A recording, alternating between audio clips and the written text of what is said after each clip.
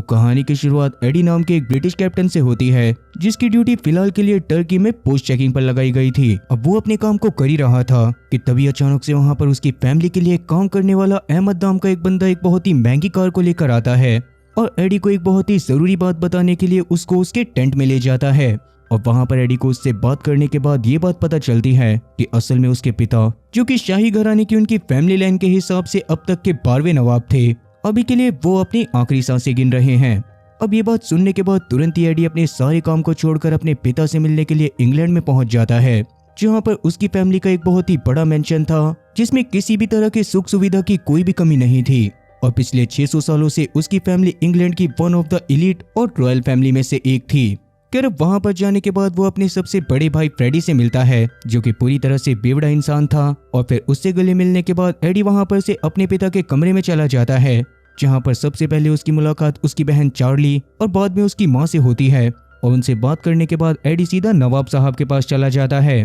तब नवाब साहब पहले तो उसे उसकी गलती के लिए बहुत ज्यादा सुनाते हैं, क्योंकि असल में एडी ने उनकी मर्जी के बिना बहुत पहले ही आर्मी को ज्वाइन कर लिया था और उसके बाद से वो घर में कभी भी नहीं आया था। खैर अब जैसा कि नवाब साहब जानते थे कि उनके मरने के बाद फ्रेडी हमेशा कोई ना कोई बकलैंडी कर किसी न किसी मुसीबत में फंसता रहेगा, इसलिए उसी बारे में बात करते हुए नवाब साहब एडी से उसका ध्यान रखने को बोलते हैं, जिसके तुरंत बाद वो सीधा परलोक सिधार जाते हैं। अब नवाब साहब के फ्यूनरल के टाइम पर एडी पास में खड़ी एक लड़की को नोटिस करता है, जो कि लगातार उन्हें घूरे जा रही थी, मगर एडी उस लड़की के बारे में कुछ भी नहीं जानता था। फिर फ्यूनरल के खत्म होने के बाद जब वो चार्ली से बातें करते हुए मेंशन की तरफ जा रहा था, तो उस समय पर चार्ली एडी को फ्रेडी को उनके रास्ते से हटाने को बोलती है, क्योंकि धोखे से अगर फ्रेडी के बड़े होने की वजह से उनके पिता की सारी प्रॉपर्टी फ्रेडी के नाम पर हो जाती, तो फ्रेडी उस पूरी की पूरी दौलत को नशे में उड़ा देता। लेकिन एडी को तो इस बात से कोई भी फर्क नहीं पड़ता था, क्योंकि उसके हिसाब से ना तो उसे ये जगह पसंद थी और ना ही उसके मन में यहाँ पर से एक सुई ले जाने तक का लालच था। इसी बारे में चार्ली से बात करते हुए वो एक कमरे में पहुंच जाता है,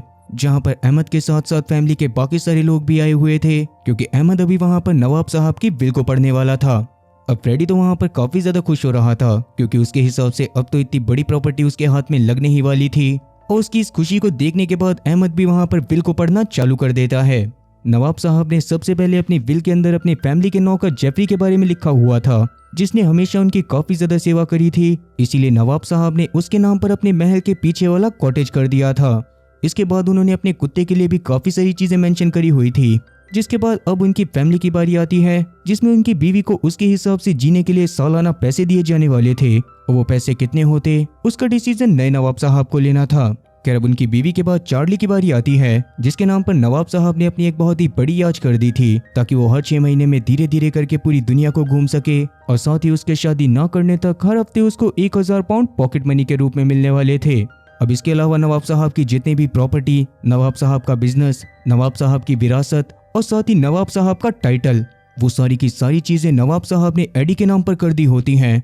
अब इस बात पर एडी का नाम सुनने की वजह से तो कमरे में मौजूद सभी लोगों का डब्बे जैसा मुंह खुल गया था। इवन एडी को भी इस बात पर बिल्कुल भी भरोसा नहीं होता, और वहां पर फ्रेडी तो गुस्से में अहमद के साथ बहसबाजी तक करने लग जाता है, क्योंकि फ्रेडी को लग रहा था कि शायद अहमद ने गलत विल पढ़ी है, मगर अहमद के हिसाब से उसने नवाब साहब की विल को एकदम अच्छे से पढ़ा था, और उसने सच में अपनी पूरी की पूरी विरासत का मालिक एडी को ही बनाया था, क्योंकि उनके बाद आगे की जनरेशन में एडी ही इकलौता ऐसा इंसान था जो कि आगे चलकर उनके एम्पायर को और ज्यादा बड़ा कर सकता था। अब ये बात सुनने के बाद गुस्से में तिलमिलाते हुए फ्रेडी गोरिल्ला की तरह हरकतें करते हुए वहां पर से चला जाता है, और तब उसकी हालत को देखने के बाद एडी थोड़ी देर बाद उससे मिलने के लिए पहुंच जाता है। तब उस समय पर दारू पीते हुए फ्रेडी एडी के ऊपर बहुत ज्यादा गुस्सा करने लग जाता है, क्योंकि एडी के नवाब बन जाने की वजह से फ्रेडी की जान सिर्फ 1 हफ्ते के अंदर जाने वाली थी। असल में फ्रेडी ने अपने एक हरामी दोस्त के कहने पर अपने बहुत सारे पैसे एक प्रोजेक्ट में इन्वेस्ट करे थे, पर वो प्रोजेक्ट पूरी तरह से बर्बाद हो गया था, और बाद में उस पैसे की भरपाई करने के लिए फ्रेडी को टॉमी नाम के एक बहुत ही खतरनाक माफिया से 4 मिलियन पाउंड का लोन लेना पड़ा था।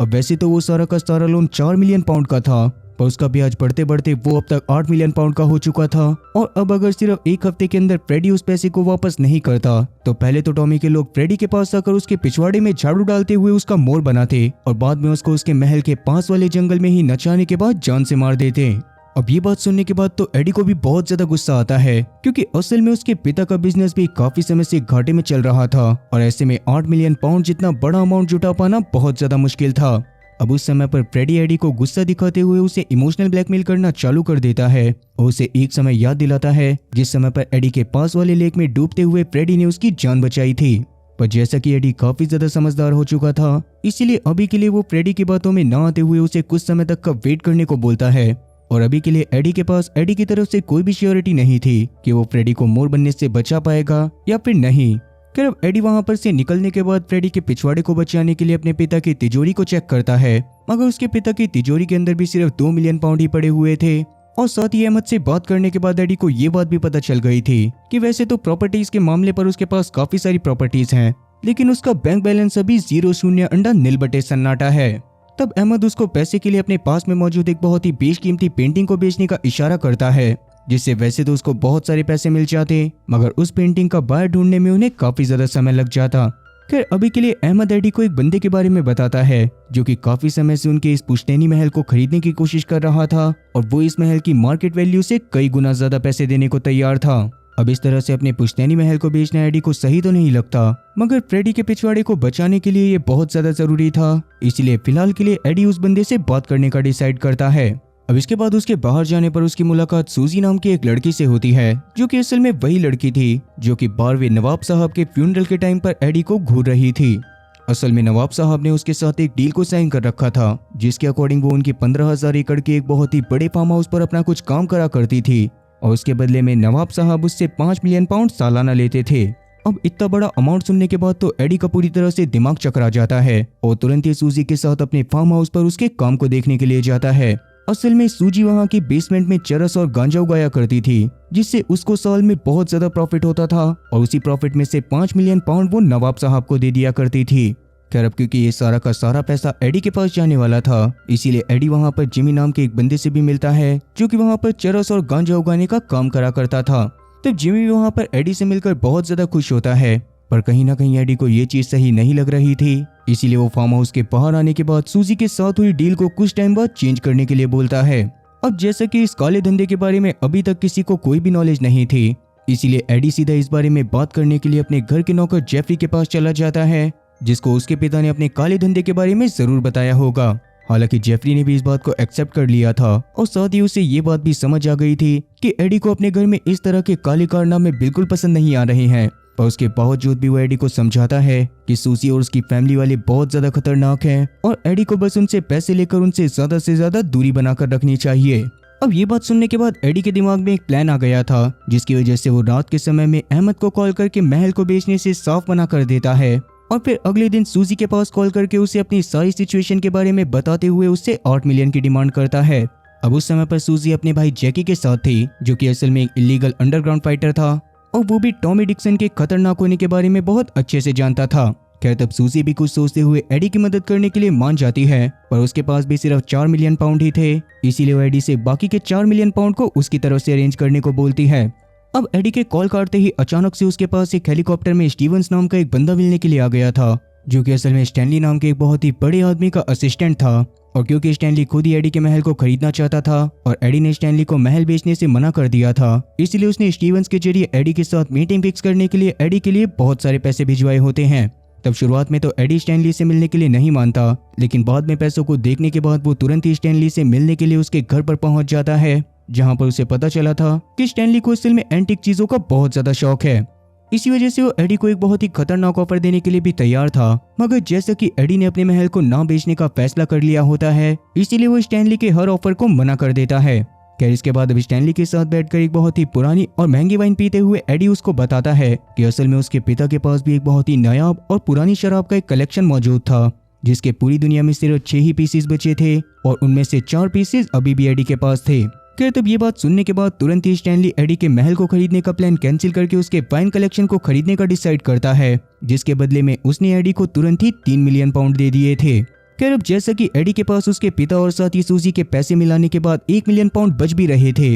इसीलिए वो बहुत ज्यादा खुश होता है और सूजी को जाकर स्टैनली के साथ हुई डील के बारे में बताता है। तब सूजी उससे बात करते हुए उसको ये बात भी बताती है कि असल में उसने अपने पिता बॉबी क्लास के इन्फ्लुएंस की वजह से टॉमी डिक्सन के पास जाकर उससे बात करी थी और टॉमी डिक्सन सिर्फ 4 मिलियन पाउंड लेने के लिए मान गया था, पर बदले में वो फ्रेडी से अपना एक काम करवाना चाहता था। खैर अभी एडी उस काम के बारे में सूजी से पूछते हुए अपने पिता की तिजोरी को खोलता है, जिसको देखने के बाद तो उसे फ्रेडी के ऊपर बहुत ज्यादा गुस्सा आने लग गया था, क्योंकि असल में फ्रेडी उसके पिता की तिजोरी में मौजूद आखिरी 2 मिलियन पाउंड लेकर कब का वहां से निकल चुका था। इसीलिए एडी तुरंत ही फ्रेडी को कॉल करते हुए उसे उल्टा सीधा सुनाने लगता है। पर उससे बात करने के बाद एडी को पता चलता है कि असल में फ्रेडी ने कर्जे का पैसा जल्दी जमा करने के लालच में अपने उसी हरामी दोस्त की वापस से बात मान ली थी और उन 2 मिलियन पाउंड को एक अंडरग्राउंड फाइट पर लगा दिया था। अब ये बात सुनने के बाद तो एडी का खून और ज्यादा खौल उठता है और तुरंत ही सूजी के साथ उस अंडरग्राउंड फाइट की लोकेशन पर पहुंच जाता है। और बाद में एडी तुरंत ही फ्रेडी के हरामी दोस्त के पास जाकर उसे धमकाते हुए उससे 2 मिलियन पाउंड को वापस मांगने लग गया था। लेकिन अब तक पीट ने वो सारे के सारे पैसे फाइट में लगा दिए होते हैं, जो जानने के बाद एडी को बहुत ज्यादा गुस्सा आता है। लेकिन बाउंसर्स के वहां पर होने की वजह से वो अभी पीट को कुछ भी नहीं कह पाया था।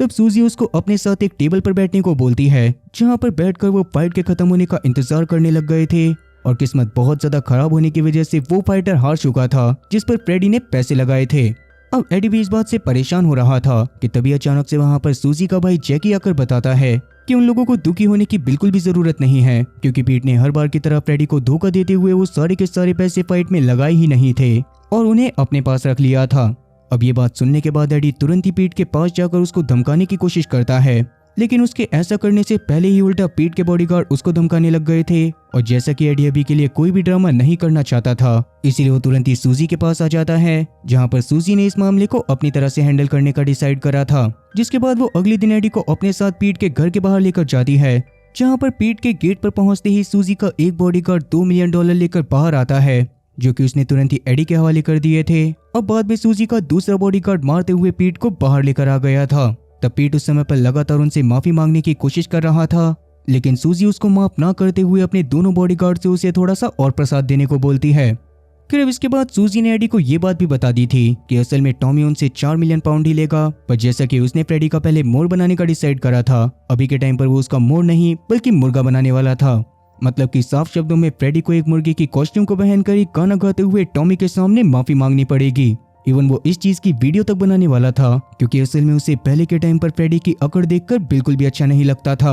अब वैसे तो एडी को ये चीज काफी ज्यादा अजीब लग रही थी, पर जैसा कि फ्रेडी को सबक सिखाना भी बहुत ज्यादा जरूरी था, इसीलिए वो फ्रेडी से जाकर इस बारे में बात करता है, जिसने शुरुआत में तो टॉमी से माफी मांगने से साफ इनकार कर दिया था, मगर बाद में एडी उसके ऊपर बहुत ज्यादा गुस्सा करते हुए उसे ये काम करने के लिए मना लेता है। खैर अब थोड़ी ही देर बाद टॉमी वहां पर अपने कैशियर के साथ आ गया था, जिसको वो एडी के पास से लिया हुआ 4 मिलियन पाउंड का बैग देने के बाद उन पैसों को गिनने के लिए बोलता है और खुद जाकर फ्रेडी का मुर्गे वाला डांस देखने लगता है। उस दौरान वो फ्रेडी की वीडियो बनाते हुए उसे जलील पर जलील करे जा रहा था, जिससे फ्रेडी को बिल्कुल भी अच्छा नहीं लगता और कहीं ना कहीं एडी को भी ये बहुत ज्यादा बुरा लग रहा था। अब उस समय पर टॉमी के हद पार करने पर एडी उसको रोकने की भी कोशिश करता है, मगर पहले उनकी डील हो जाने की वजह से सूजी और साथी टॉमी दोनों ने ही एडी को शांत करवा दिया था। खैर अभी फ्रेडी भी बहुत ज्यादा जलील फील करते हुए पास के एक बाथरूम में जाकर रोने लग गया था, मगर अभी के लिए कुछ सोचते हुए वो एक गन को लेकर बाहर जाता है और गुस्से में एडी और साथी सूजी के सामने टॉमी डिक्सन का भेजा उड़ा देता है।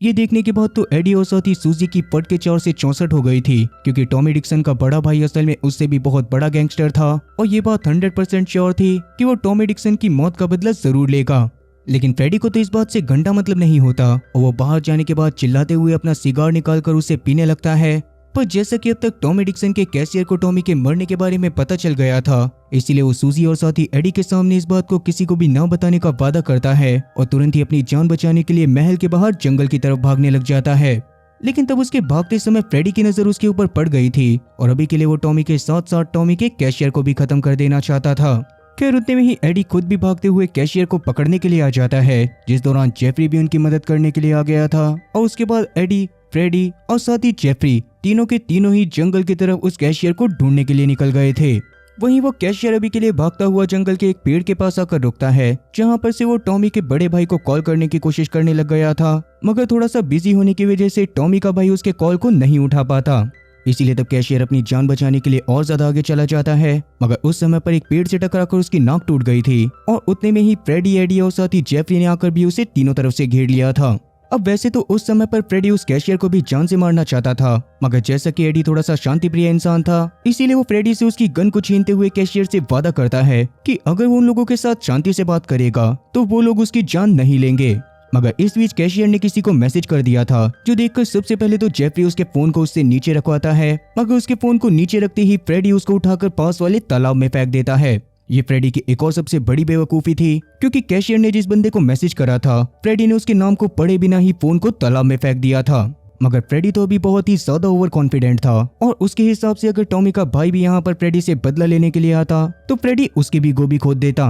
अब वैसे वो मैसेज टॉमी के भाई गॉस्पेल के असिस्टेंट एरोल के पास गया होता है, जो कि गॉस्पेल के चर्च के काम से फ्री होते ही गॉस्पेल को उस मैसेज के बारे में बताता है। लेकिन जल्दीबाजी की वजह से कैशियर उसको सही से मैसेज नहीं कर पाया था और उस मैसेज को पढ़ने के बाद गॉस्पेल और साथ ही एरोल को तो कुछ भी समझ नहीं आ रहा था। पर काफी समय से टॉमी की तरफ से कोई भी अपडेट न आने की वजह से वो लोग भी टॉमी के लिए बहुत ज्यादा परेशान होते हैं और गॉस्पेल तुरंत ही एरोल को ऑर्डर देते हुए उससे जल्दी से जल्दी टॉमी के बारे में खबर निकलवाने को कहता है। वहीं एडी, फ्रेडी और साथ ही जेफरी तीनों ही उस कैशियर को पकड़कर सूजी के पास वापस आ गए थे, जहां पर सूजी सबसे पहले तो मामले के ठंडा होने तक कैशियर को छुपा कर रखने को बोलती है, जिसके लिए वो उसे अपने साथ अपने गांजे के फार्म पर जिमी के पास ले गई थी और उसने जिमी को ही कैशियर के ऊपर नजर रखने का काम दे दिया था। फिर जिमी के साथ सारी चीजें क्लियर करने के बाद वो सबसे पहले तो एडी को साइड में बुलाती है, जहां पर सूजी ने गॉस्पेल के बहुत ही ज्यादा खतरनाक होने के बारे में एडी को बता दिया था, क्योंकि असल में गॉस्पेल एक चर्च का फादर था, जिसकी वजह से उसके साथ बहुत सारे लोग जुड़े हुए थे, मगर चर्च के अंदर ही वो बहुत सारे लोगों को जान से मार चुका था और उसके फॉलोअर्स किसी भी सिचुएशन में उसका साथ देने से नहीं कतराते थे, जिसका मतलब साफ था कि अगर धोखे से भी गॉस्पेल को उसके भाई के असली कातिल के बारे में पता चल जाता तो वो किसी भी हालत में उसको खत्म करके रहता। अब ये बात सुनने के बाद तो एडी की कच्छी भी गीली हो गई थी, मगर सूजी के पास इस सब को हैंडल करने का एक प्लान होता है, जिसके अकॉर्डिंग वो सबसे पहले तो टॉमी की लाश को ठिकाने लगाने के लिए अपने एक बहुत ही भरोसेमंद साथी फिलिक्स को कॉल करती है, जिस दौरान फिलिक्स भी उसकी मदद करने के लिए तुरंत ही मान गया था और सूजी के साथ ही तुरंत ही फिलिक्स को अपने साथ एडी के महल में लेकर आ गए थे। खैर तब उसके स्वागत में सबसे पहले तो सूजी उसके लिए गाड़ी में ही कॉफी लेकर आती है, जिसके बाद फिलिक्स ने भी अपने कपड़ों को चेंज करने के बाद डिसाइड कर लिया था कि वो टॉमी की बॉडी को ठिकाने लगाने के बाद उसके गवाह को भी ठिकाने लगा देगा। पर जैसा कि एडी ने कैशियर से वादा करा था कि वो लोग उसको जान से नहीं मारेंगे, इसीलिए तब एडी अपने प्लान को पूरी तरह से चेंज करने के बाद डिसाइड करता है कि वो सबसे पहले तो टॉमी की लाश को एक गाड़ी में डालकर उसके अंदर कैशियर के फोन को डाल देंगे और बाद में वो उस गाड़ी को एक पोर्ट के पास छोड़ देंगे, ताकि आगे चलकर गॉस्पेल को वो गाड़ी बहुत आराम से मिल जाए। पर गाड़ी के अंदर कैशियर के फोन को देखने के बाद उसे ऐसा ही लगेगा जैसे कि कैशियर ने पैसे के लालच में आकर टॉमी को जान से मार दिया हो और वो पैसे के बैग को लेकर वहां पर से भाग गया हो। इवन उन लोगों ने टॉमी के फोन में फ्रेडी की वीडियो को बनाने का भी डिसाइड कर लिया था, ताकि उनकी कहानी और ज्यादा सच्ची लगे और अगर आगे चलकर गॉस्पेल उनके पास आकर उनसे बात करता भी तो भी वो उससे यही बोलते कि उनके सामने ही कैशियर और साथ ही टॉमी की थोड़ी सी बहसबाजी हो गई थी और वहां पर चीजें थोड़ी सी शॉर्ट आउट होने के बाद वो लोग पैसे लेकर वहां पर से चुपचाप निकल गए थे। अब वैसे इस सब से उस कैशियर की जान को भी बहुत ज्यादा खतरा हो सकता था, इसीलिए एडी ने उसको 2 मिलियन पाउंड देकर किसी और शहर में भेजने का फैसला कर लिया था। लेकिन वो कैशियर को किसी दूसरे शहर में सिर्फ तभी भेजने वाला था जब एक बार गॉस्पेल से बात करने के बाद गॉस्पेल को उनकी बनाई गई स्टोरी के ऊपर पूरी तरह से भरोसा हो जाता। हालांकि सूजी को एडी का ये प्लान बिल्कुल भी अच्छा नहीं लगता, मगर एडी अपनी बात पर अड़ा रहता है क्योंकि वो ऑलरेडी कैशियर को अपनी जबान दे चुका था। फिर अब वापस से एडी अपने भाई के पास जाकर उसे नचनिया बनने को बोलता है, जिस पर फ्रेडी ने तो इसके लिए साफ मना कर दिया था, मगर एडी तो इस बार फ्रेडी के गुस्से में चांटा मारकर उससे जबरदस्ती मुजरा करवाता है और बाद में सारी चीजों को उसी तरह से अरेंज कर देता है जैसा कि उसने अपने प्लान में डिसाइड करा था। वैसे हाँ, फ्रेडी के डांस को देखने के बदले में आप लोगों को भी #फ्रेडी द नचनिया कमेंट सेक्शन में लिख देना चाहिए। फिर अब उस समय पर रूम में बैठे बाकी सारे लोग भी फ्रेडी के मुर्गी डांस का मजा ले रहे थे कि तभी अचानक से वहां पर एडी की मां आकर उन्हें किसी इनविटेशन के बारे में बताती है, जो कि स्टैनली नाम के किसी बहुत ही अमीर आदमी की तरफ से आया था और उनके हिसाब से एडी को वहां पर जाना चाहिए था। तब सूजी के हिसाब से तो वो लोग वहां पर जरूर जाने वाले थे, मगर इसके बारे में आगे बात करने से पहले ही एडी के पास गॉस्पेल का कॉल आ जाता है, जो कि उससे टॉमी के बारे में पूछने लग गया था। तब उस समय पर एडी अपने आप को शांत करते हुए अपने प्लान के अकॉर्डिंग गॉस्पेल से यही बोलता है कि सुबह के टाइम पर टॉमी और उसका कैशियर यहाँ पर आए थे और फ्रेडी की वीडियो को बनाने के बाद वो यहाँ पर से 4 मिलियन पाउंड लेकर चले गए थे। पर जैसा कि गॉस्पेल को अभी दाल में कुछ काला लग रहा था, इसीलिए वो अगले दिन एडी के महल में आकर उससे मिलने का डिसाइड करता है, जिस पर एडी भी तुरंत ही मान गया था। जिसके बाद गॉस्पेल डिसाइड करेगा परफेक्ट टाइम पर एरोल और अपने बाकी सारे साथियों के साथ एडी के महल में पहुंच जाता है, जिस दौरान एडी और साथी फ्रेडी उनका स्वागत करने के लिए अपने गेट पर खड़े हुए थे, जहां पर एडी को तो फ्रेडी का बिहेवियर देखने के बाद काफी ज्यादा हंसी आ रही थी, क्योंकि पहले के टाइम पर वो गॉस्पेल के बारे में काफी सारी उल्टी सीधी चीजें बोल रहा था, मगर गॉस्पेल के सामने आने के बाद तो उसकी फट के 4 से 64 हो चुकी थी। तब गॉस्पेल और एरल फ्रेडी और एडी के साथ अंदर जाकर उनसे बातें करते हुए टॉमी और साथ ही कैशियर के बारे में पूछने लगते हैं, जहाँ पर एडी ने गॉस्पेल से बातें करते हुए उससे ये चीज बोल दी थी कि यहाँ पर आने के बाद टॉमी कैशियर के ऊपर बहुत ज्यादा चिल्ला रहा था, पर बाद में पैसों को गिनने के बाद वो चुपचाप वहाँ पर से चले गए थे। तब ये बात सुनने के बाद गॉस्पेल को उन पर थोड़ा सा भरोसा हो जाता है, पर उसके बावजूद भी वो एडी और फ्रेडी के सामने यही पूछता है कि क्या वो अपने किसी पाप का प्रायश्चित करना चाहते हैं, जिस पर फ्रेडी ने मजे लेते हुए उससे ये बोल दिया था कि हाँ, अभी कुछ समय पहले उसके हाथों से किसी का कत्ल हो गया था।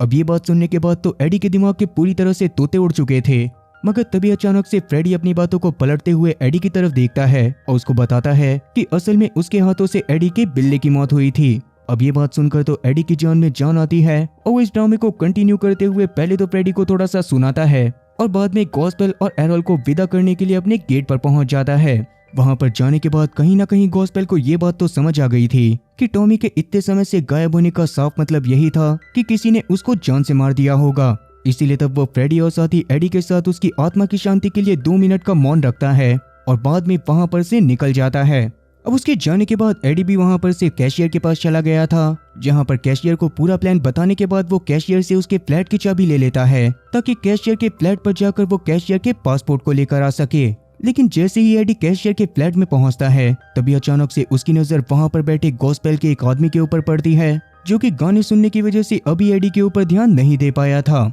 इसलिए एडी बहुत ही सावधानी के साथ सबसे पहले तो पासपोर्ट को लेकर वहां पर से बाहर निकलने की तैयारी करने लग गया था, मगर तब धोखे से उसका पैर लगने से ऑक्स केबल निकल जाती है, जिसकी वजह से उस आदमी को भी फ्लैट में किसी के होने के बारे में पता चल गया था। ये देखकर एडी तुरंत ही उस आदमी के ऊपर हमला करते हुए पास के टेबल पर रखी एक गन को उठाने की कोशिश करता है, जिस दौरान वो आदमी भी उससे उस गन को छीनने की कोशिश करने लग गया था, जिससे सबसे पहले तो एक गोली एडी के पेट में लगती है, मगर बाद में एडी ने उस बंदे के हाथ को कंट्रोल करते हुए दूसरी गोली से उसी बंदे को खत्म करवा दिया था। अब जैसा कि आज रात में स्टैनली के घर पर भी पार्टी थी, इसीलिए एडी अपने थोड़ी सी मरहम पट्टी करने के बाद सूजी के साथ सीधा उस पार्टी के अंदर पहुंच जाता है, जहां पर सूजी का मिशन असल में कुछ और भी था। उसे स्टैनली के बारे में ये चीज जाननी थी कि आखिरकार स्टैनली को एडी के महल में इतनी ज्यादा दिलचस्पी क्यों है और एडी के साथ इतना अच्छा बॉन्ड बनाने की कोशिश क्यों कर रहा है। अब तभी अचानक से वहां पर स्टीवंस आकर उन दोनों को अपने साथ स्टैनली के पास लेकर जाता है, जो कि रोजी नाम की एक राजकुमारी के साथ खड़ा हुआ था और एडी भी नवाब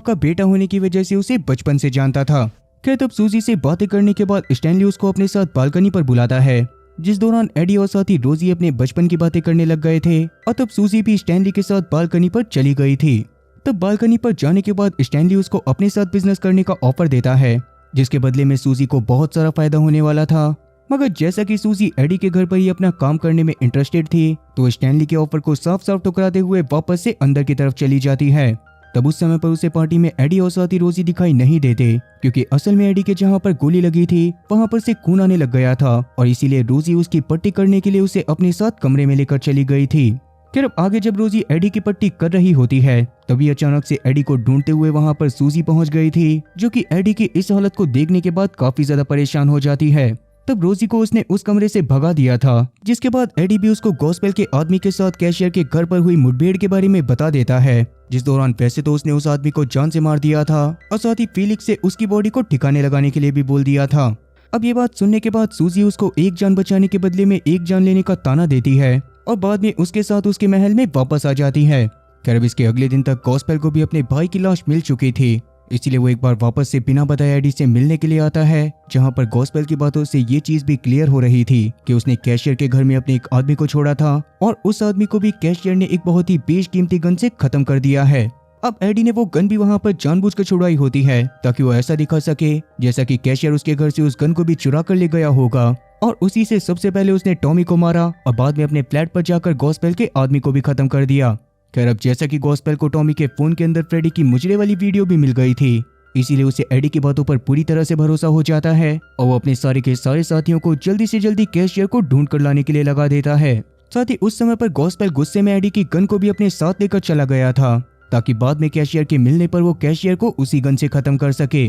खैर अब जैसे कि फ्रेडी के ऊपर से खतरा पूरी तरह से टल चुका था, इसीलिए एडी फ्रेडी को अपने साथ सूजी की गांजे की खेती को भी दिखाने के लिए ले जाता है, जिसको देखने के बाद तो फ्रेडी का मुंह खुला का खुला रह गया था। और अब जैसा कि एडी ने कैशियर से वादा करा था कि सारी चीजें शॉर्ट होने के बाद वो उसे 2 मिलियन पाउंड देकर किसी और शहर में भेज देगा, इसीलिए वो कैशियर को अपने साथ एक पोर्ट पर लेकर जाता है, जहां पर एडी ने कैशियर को 2 मिलियन पाउंड देने के बाद उसे एक शिप में बिठा दिया था और कैशियर भी खुशी खुशी अपनी लाइफ को वापस से चालू करने के लिए वहां से निकल गया था। इवन अब जैसा कि एडी ने डिसाइड करा था कि वो सूजी के साथ बिजनेस के मामले में भी थोड़े से चेंजेस करेगा, इसीलिए वो सूजी के पास जाकर उसे बॉबी ग्लास से मिलवाने की बात करता है, जिस पर सूजी भी मानते हुए उसे अपने साथ एक बहुत ही आलीशान जेल में लेकर आ गई थी, जहां पर ही बॉबी ग्लास को रखा गया था। लेकिन उस जगह को देखने के बाद कोई भी इस बात को नहीं कह सकता था कि बॉबी ग्लास को वहां पर उसके पुराने गुनाहों की सजा काटने के लिए रखा गया है। और उस जगह को देखने के बाद तो उल्टा ऐसा लग रहा था जैसे कि बॉबी ग्लास वहां पर वैकेशन मनाने के लिए आया हो। खैर अब जैसा कि एडी अंडरवर्ल्ड से किसी भी तरह का कनेक्शन नहीं रखना चाहता था,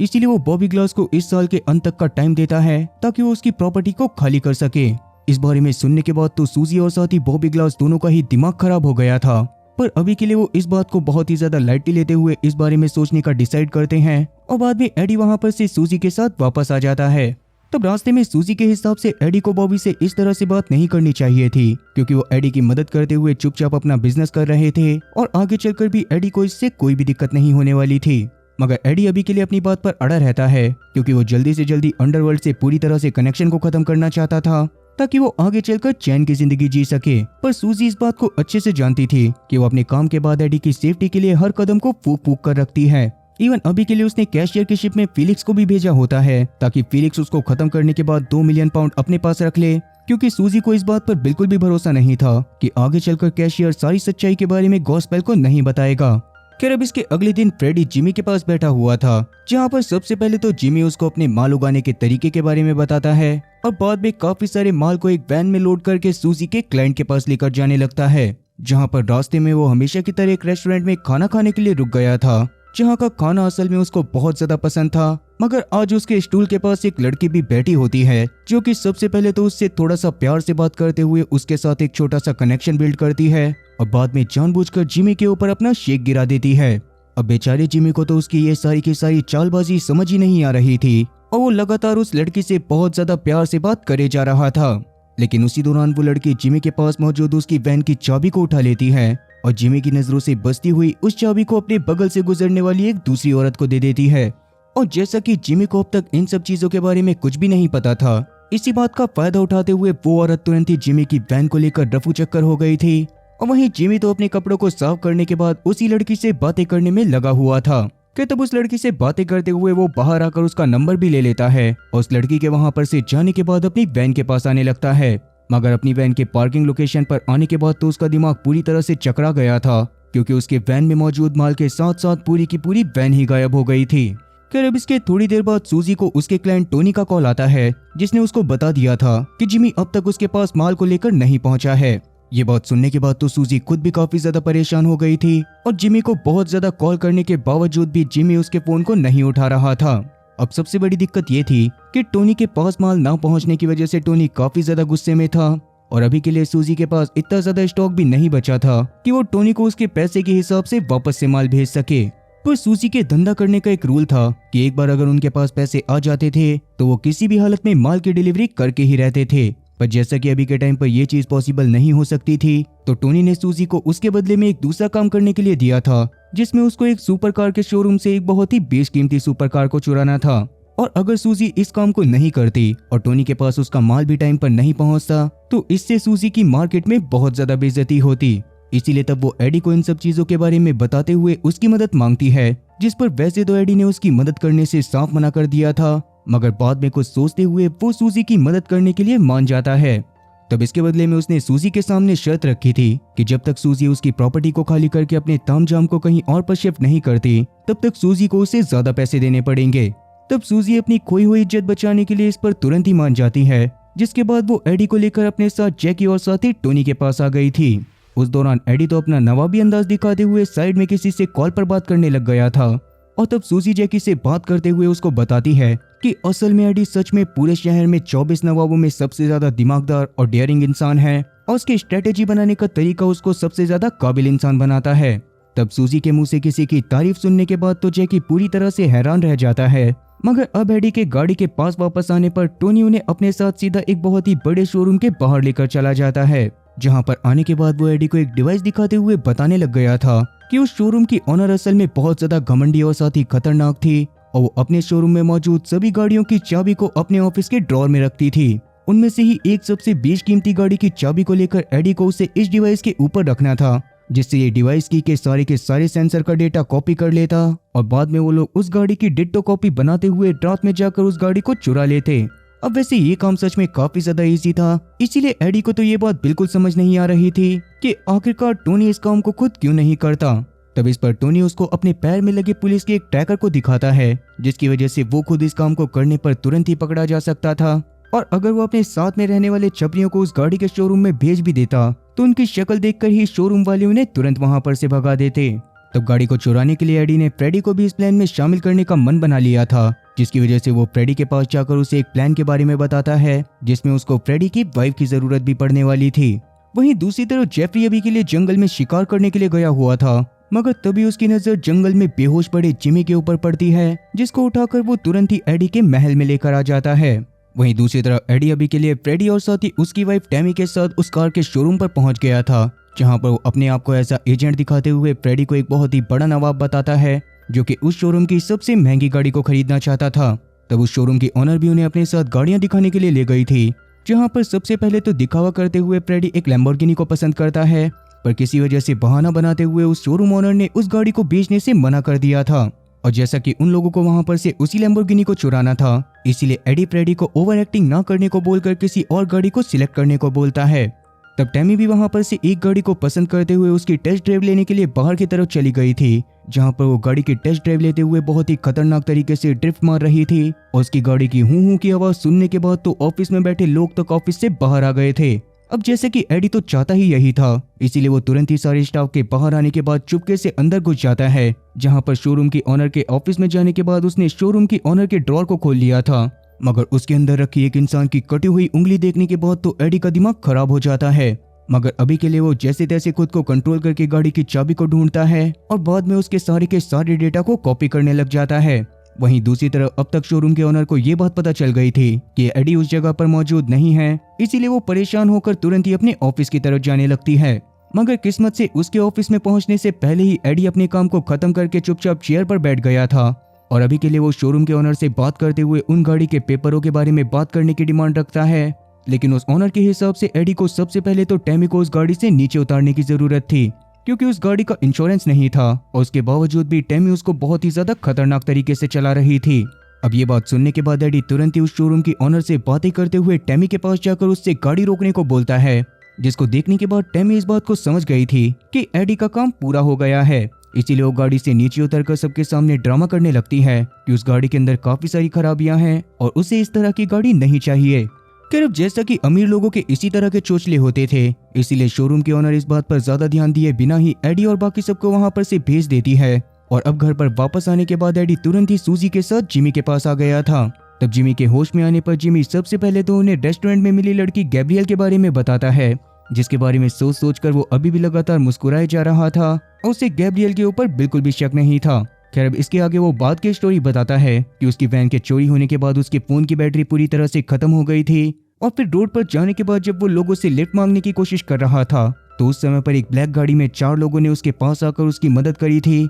मगर बाद में उन्हीं लोगों ने उसकी ऐसी तैसी करने के बाद उसके कपड़े तक छीनते हुए उसे जंगल में नंगा छोड़ दिया था। अब ये बात सुनने के बाद सूजी सबसे पहले तो अपने एक साथी से रेस्टोरेंट में जाकर वहां की छानबीन करने को बोलती है और कहीं ना कहीं वैसे तो वो गैब्रियल के बारे में भी खबर निकलवाना चाहती थी, मगर जिमी को गैब्रियल के ऊपर कोई भी शक ना होने की वजह से वो गैब्रियल के बारे में कोई भी छानबीन नहीं करती। खैर अब इसके बाद एडी सूजी को अपने साथ अपने ऑफिस में ले जाकर उस कटे हुए आदमी की उंगली के बारे में बताता है जो कि उसे शोरूम ओनर के ड्रॉर में दिखाई दी थी। उसको देखने के बाद तो एडी बहुत ज्यादा डर गया था और उसे ये बात समझ आ गई थी कि सच में वो शोरूम की ओनर बहुत ज्यादा खतरनाक है। पर तब सूजी उसको जल्दी से जल्दी उनके मिशन को खत्म करने को बोलती है, जिस पर ना चाहते हुए भी फिलहाल के लिए एडी को मानना पड़ता है और रात के समय में वो फ्रेडी के साथ उस शोरूम के बाहर पहुंच जाता है, जिसके बाद उसने फ्रेडी को वहां पर से जाने के लिए बोल दिया था और वो खुद चोरों वाला मास्क पहनकर शोरूम के अंदर घुस गया था। लेकिन अभी के लिए एडी की टेंशन लेते हुए फ्रेडी बाहर ही रुका हुआ था और साथ ही बहुत ज्यादा कोशिश करने के बावजूद भी उसकी गाड़ी चालू नहीं हो रही थी,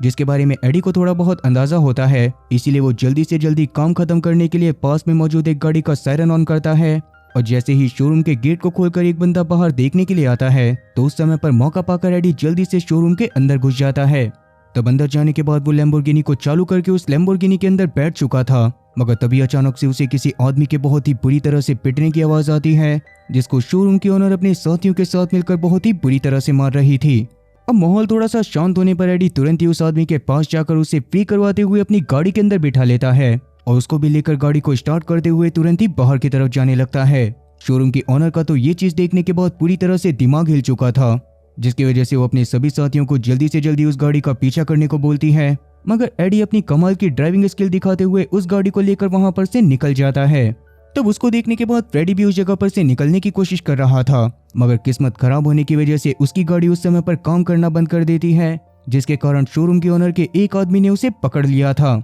इन सारी बातों से अनजान एडी अभी के लिए उस गाड़ी को साइड में लाकर रोकता है, जहां पर अपने साइड में बैठे बंदे के चेहरे के ऊपर से पर्दा हटाने पर एडी को ये बात पता चली थी कि वो बंदा असल में टोनी के लिए ही काम करता है। टोनी ने सूजी को धोखा देते हुए उससे अपने और ज्यादा काम करवाने के लिए उस बंदे को पहले ही उस लैम्बोर्गिनी को चुराने के लिए भेजा था, मगर उस दौरान शोरूम की ओनर उसको पकड़कर उससे टोनी के बारे में पूछने लग गई थी। इवन अभी के लिए टोनी का आदमी इतना ज्यादा डर चुका होता है कि वो एडी से जल्दी उस गाड़ी को वापस करके आने को बोलता है और साथ ही उसे गाड़ी की डिग्गी में मौजूद 3.5 मिलियन का कोकेन भी दिखाता है। असल में टोनी को ये गाड़ी नहीं बल्कि इस गाड़ी की डिग्गी में पड़ा हुआ कोकेन चाहिए था, और शोरूम की ओनर ने भी इस गाड़ी को बेचने से इसीलिए मना करा था क्योंकि उस समय भी गाड़ी की डिग्गी के अंदर ये कोकेन पड़ा हुआ था। अब ये सारी चीजें बताते हुए वो बंदा रोड के बीच में आ गया था, जिसकी वजह से एक ट्रक वाले से एक्सीडेंट हो जाने की वजह से मौके पर ही उसकी मौत हो जाती है। तब एडी भी तुरंत ही उस लैम्बोर्गिनी को लेकर सूजी के पास पहुंच जाता है, जहां पर सूजी उसको एक रुमाल देते हुए उसके चेहरे पर लगे खून को साफ करने को बोलती है और उससे सभी चीजों के बारे में जानती है। अब जैसा कि सूजी इस बात को जानती थी कि इस माल की वजह से काफी बड़ा लफड़ा हो सकता है, इसीलिए उसने तुरंत ही शोरूम के ओनर को इस माल को वापस करने का डिसाइड कर लिया था। तभी अचानक से शोरूम की ओनर का कॉल एडी के पास आता है, जिसने उसे फ्रेडी के अपने कब्जे में होने के बारे में बता दिया था, जो सुनकर वैसे तो एडी काफी ज्यादा घबरा जाता है, मगर तब जाकर सूजी उसको बताती है कि असल में उस शोरूम के ओनर को काफी सारे रशियन माफिया सपोर्ट करा करते थे और अगर एक बार वो लोग उनके माल को वापस कर देते हैं तो वो लोग उनके रूल्स के अकॉर्डिंग किसी भी तरह की कोई लड़ाई नहीं करेंगे। अब ये बात सुनने के बाद एडी तुरंत ही सूजी के साथ उस गाड़ी में पड़े माल को वापस करने के लिए कार शोरूम की ओनर के पास जाने लगता है, जहां पर जाने के बाद वैसे तो ओनर काफी ज्यादा गुस्से में थी और वो फ्रेडी की टांगे तोड़ना चाहती थी, मगर उसके ऐसा करने से पहले ही सूजी उसे गिफ्ट के तौर पर टोनी को दे देती है। अब सूजी ने ऐसा इस वजह से करा था क्योंकि टोनी उसको धोखा देने की कोशिश कर रहा था, और जैसा कि कार के शोरूम ओनर को भी उसका असली गुनहगार मिल चुका होता है, इसीलिए वो भी गुस्से में उसको सबके सामने पीट कर उसकी जान ले लेती है। अब ये देखने के बाद तो सूजी, एडी और फ्रेडी तीनों की ही पटके 4 से 64 हो गई थी, और फ्रेडी तो इतना ज्यादा डर गया था कि बाहर जाते ही उसको उल्टियां होने लग जाती हैं। पर घर पर वापस जाने के बाद एडी फ्रेडी को उसकी बहादुरी के लिए शाबाशी देता है, क्योंकि कार शोरूम के बाहर खतरा होने के बावजूद भी फ्रेडी सिर्फ एडी की चिंता करते हुए रुका हुआ था। वहीं अब उसी रात जिमी के पास वापस से गैब्रियल का कॉल आता है, जो कि उसको मिलने के लिए बुला रही थी, और ये सुनने के बाद तो जिमी खुशी खुशी इसके लिए मान जाता है। लेकिन कॉल को काटने के बाद रात के समय में गैब्रियल ये बात अपने बॉस को बताती है, जो कि उसके पास में ही खड़ा हुआ था, और ये बात सुनने के बाद वो बंदा भी खुश होते हुए वहां पर मौजूद सूजी के माल वाले ट्रक में आग लगा देता है। इवन अभी उसने ये भी डिसाइड कर लिया था कि वो किसी भी हालत में सूजी और साथी एडी को बर्बाद करके छोड़ेगा। अब ये चूस पूतिया कौन है जो कि एडी और सूजी की गैस बैंड में लेस बैंड देना चाहता है? आगे चलकर वो एडी और साथी सूजी को किस तरह से बर्बाद करने की कोशिश करेगा? क्या एडी सच में सूजी को अपने घर से भगा देगा? और सबसे बड़ा सवाल कि जब इस चूस पूतिया के बारे में एडी और साथी सूजी को पता चलेगा तो इस बात पर किस तरह से रिएक्ट करेंगे? माफ करना, वीडियो के इतना ज्यादा बड़े हो जाने की वजह से मैं इन सभी सवालों के जवाब आपको इसके नेक्स्ट पार्ट में दूंगा, क्योंकि वीडियो ऑलरेडी काफी ज्यादा बड़ी हो चुकी है। पर क्या सच में मुझे इसके सेकंड पार्ट को लेकर आना चाहिए या फिर किसी और सीरीज को कंटिन्यू करना चाहिए? मतलब कि क्या सच में आपको इसकी कहानी पसंद आ रही है? अगर हाँ, तो अगर इसके सेकंड पार्ट के लिए 100 लोग भी कमेंट करते हैं तो पक्का मैं जल्दी से जल्दी इसके सेकंड पार्ट को उन 100 लोगों के लिए भी लेकर आऊंगा। और मैं ये वादा करता हूँ कि आपको इसके सेकंड पार्ट के लिए ज्यादा वेट नहीं करना पड़ेगा, और 100 कमेंट होने के 2 दिन के अंदर अंदर मैं इसके सेकंड पार्ट को अपने चैनल पर अपलोड कर दूंगा। बाकी उम्मीद है कि आप लोगों को मेरी एक्सप्लेनेशन वीडियो पसंद आई होगी। अगर वीडियो पसंद आई हो तो चैनल को सब्सक्राइब करना और बेल नोटिफिकेशन को ऑल पर सिलेक्ट करना, और हाँ, वीडियो को भी लाइक करना। मैं ऐसी ही और मजेदार एक्सप्लेनेशन वीडियोस लेकर आता रहूंगा। क्या तब तक के लिए टाटा और गुड बाय।